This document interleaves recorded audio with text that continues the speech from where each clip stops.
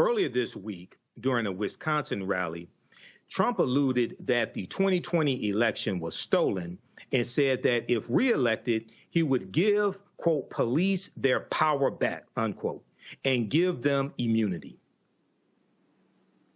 We're going to rebuild our cities and become a beacon of hope, safety, beauty, better than ever before. We're going to rebuild our cities. We're going to work with Democrat mayors who are running, in every instance, running them, Democrat mayors and many Democrat governors, and we're going to rebuild our cities. We're going to bring them back like they used to be, and we're going to make them safe places again. We're going to give our police their power back, and we're going to give them immunity from prosecution, so they're not prosecuted for doing their job.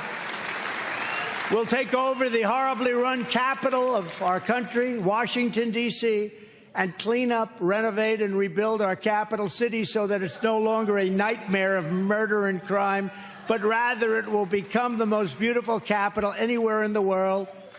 On day one, I will sign a new executive order to cut federal funding for any school pushing critical race theory, transgender insanity, and other inappropriate racial, sexual, or political content onto the lives of our children. I will not give one penny to any school that has a vaccine mandate or mask mandate.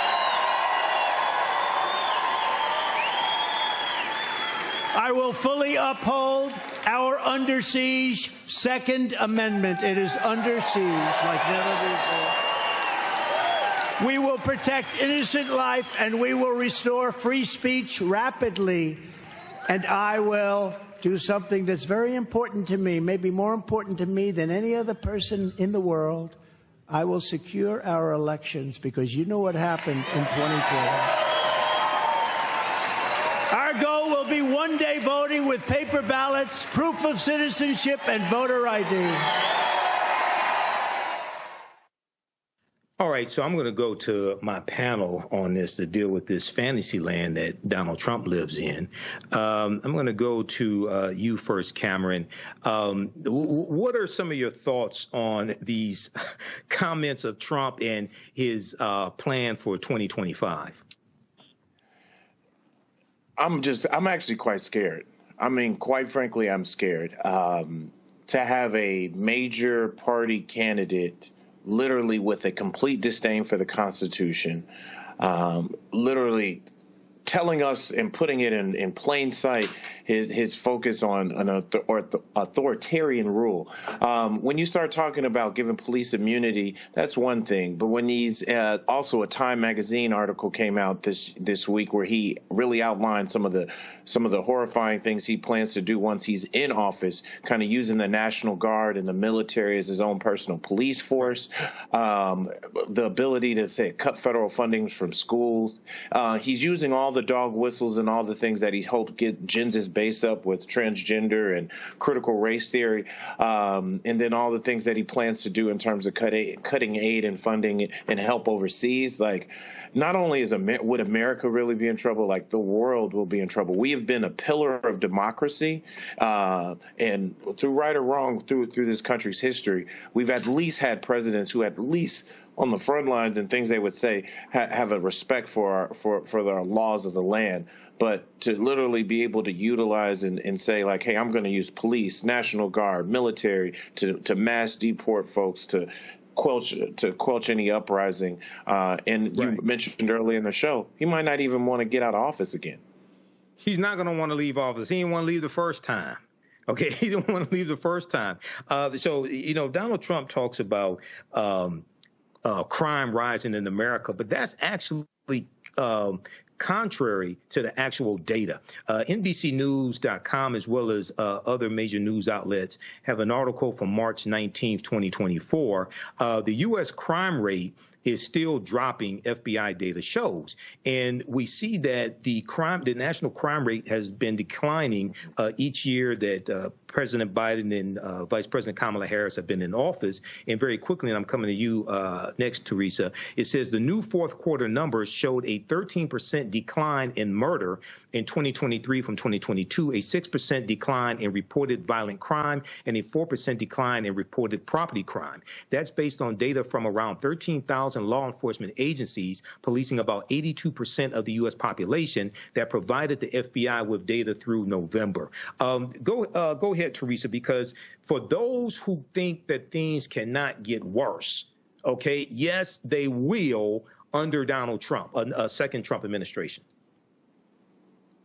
Yeah, this is very troubling. I agree with Cameron when you say we are in a very scared state, especially with these fantasies. There's one thing when it talks to the base, right? And what is that base? The base, as I always find, a bit scarier than Donald Trump himself, is the same that we are working for in some way, shape, or form. So we don't know who really the base is, right? These are these hidden backdoor conversations with these individuals who feel this way. And so as we, as a public, try to push for equality across LGBTQIA, transgender rights, black and brown people rights, all the equality in the real estate, all of these things that make our country actually great. We have someone that is saying we're going to go back to a time where, we were in charge, and as we already know who that is. And so, and I guess earlier kind of already alluded to, it's bigger than, Joe Biden and his election. Yes, we need to vote for him, but here are the reasons why. The reasons why is because we are a united states, and that united feel and that united firm to keep violence down, to actually look at the stats. That's why we're paying for it, right? Taxpayer dollars are paying for these reports. So if we don't believe the reports and we only believe in poll numbers, what are we saying that we're doing? We're doing mismanagement of leadership. So I think there is one, again, we only have a couple months here till November to really get across the finish line with the right elected leaders, and, with someone that is, quote, on trial, fighting for their own freedom, fighting, to financially get themselves out of debt.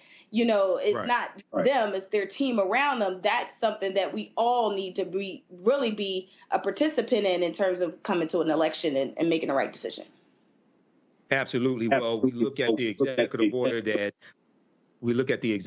that President Joe Biden did May 25th, 2022 on policing, the second anniversary of the killing of George Floyd, which dealt with policing at the federal level, because based upon the 10th Amendment of the U.S. Constitution, states' rights, the majority of the control over policing is not at the federal level, but it's at the state level. But something that the Department of Justice can do is investigate the patterns and practices of police departments, which is something taking place now under the Biden-Harris administration, which basically stopped under the Trump administration. There was only one investigation into police departments under the Trump administration. And we know when Jefferson Beauregard Sessions III, Donald Trump's first attorney general, became attorney general, one of the first things he did was to stop the investigations in police departments. And he said they were going to take basically a hands-off approach to policing because it was demoralizing police to have these investigations. He said we need to take a hands-off approach. And when you hear Donald Trump talking about immunity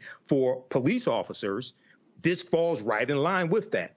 Go ahead, Cameron, with your I'm sorry. I went to Cameron already. I went to Teresa. Lastly, I got to tell people, read this fact sheet. I've talked about it before. Fact sheet: the Biden-Harris administration advances equity and opportunity for Black Americans and communities across the country. It's at whitehouse.gov. It's a 36-page document that shows you policy by policy how the policies of the Biden-Harris administration are helping the African-American community. Now, you compare that to what Trump and his cronies are saying, and you look at the 4 years of the Donald Trump administration and compare the two. You don't have to take my word for it. Proper documentation ends all conversation. You're watching Roland Martin Unfiltered on the Black Star Network. We'll be right back. Now, if you like this type of information, you can support the African History Network a few ways. Be sure to register for the online history classes that I teach on Saturdays. Ancient Kemet, the Moors, and the Ma'afa, understand the transatlantic slave trade, what they didn't teach you in school. Visit our website, AfricanHistoryNetwork.com, AfricanHistoryNetwork.com. We deal with thousands of years of history and what leads up to the transatlantic slave trade taking place. This is a 10-week class. We're doing more than 2 weeks this time around. Next classes are Saturday, May 4th, Saturday, May 11th, Saturday, May 18th, and Saturday, May 25th, 2024, 2 p.m. Eastern Standard Time. Click right here to register here for the class. The class is on sale $60, regularly $130. We do the sessions live. All the sessions are archived and recorded. You can go back and watch it any time. So a year from now, 2 years from now, you can still watch the entire course. We have the lesson plan here for the entire course also already laid out, so you can look at the content that we cover. We deal with 80 to 100 articles. And I put together this class. I've been teaching this class on and off since 2017. Okay. I've been studying history 34 years now, do lectures across the country, been hosting the African History Network show 14 years. But we look at, there's over 200 slides that I put together, 80 to 100 articles that we'll go through and look at. The 15 books that we reference. You don't have to buy any of these books to follow along in class. I'll show you excerpts of the books on the screen usually. And we'll look at video clips of interviews I've done with historians like Professor James Small, Professor Kabahai Wapakamane, Anthony Browder, who wrote Nile Valley Contributions to Civilization, which is one of the books we use in the class, Runoko Rashidi, who wrote Black Star, the African Presence in Early Europe, which is another book that we use in the class. Okay, so you can register for this. This content is PG-13. You can use this information with your children as well. Visit our website, AfricanHistoryNetwork.com. AfricanHistoryNetwork.com. Okay, and we'll post the link here. The link's in the thread of this broadcast. And you can support us through PayPal and Cash App, $ the AHN show through Cash App, $ the AHN show through Cash App, and through PayPal, paypal.me/the AHN show. So we have the information right here on the website as well. This is our official Cash App account, $ the AHN show, SHOW. When you go to it, it'll say Michael and show my picture there. These are fake African History Network Cash App accounts here that have been stealing money from us. There are a few other ones out there I've identified. I'm still trying to get them shut down. You can click right here on our link and it shows our QR code, okay, for Cash App. This helps us stay on the air, keep doing the research, pay some of the bills, etc.